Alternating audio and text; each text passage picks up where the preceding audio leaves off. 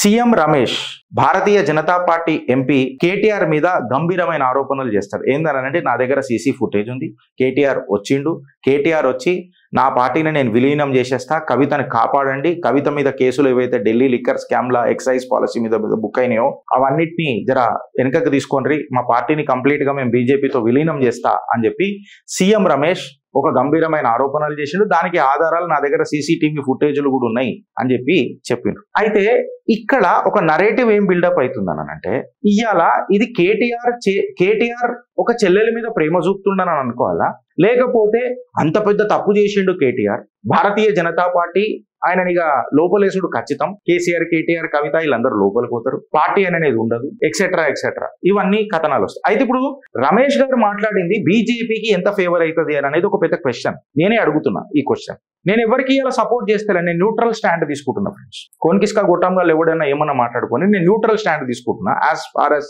I'm concern. ఇప్పుడు BJP CM Ramesh garu ఏదైతే మాట్లాడినరో విలీనం చేస్తున్నాము అని అంటే నీ దగ్గరకు వచ్చిండ్రు అని అంటే మీరేమన్నా ఈ మధ్యవర్తిత్వం చేస్తారా? అంటే మీరు మధ్యవర్తిత్వం చేసే వ్యక్తుల భారతీయ జనతా పార్టీలు ఇవి ఎంటర్టైన్ అయితాయా?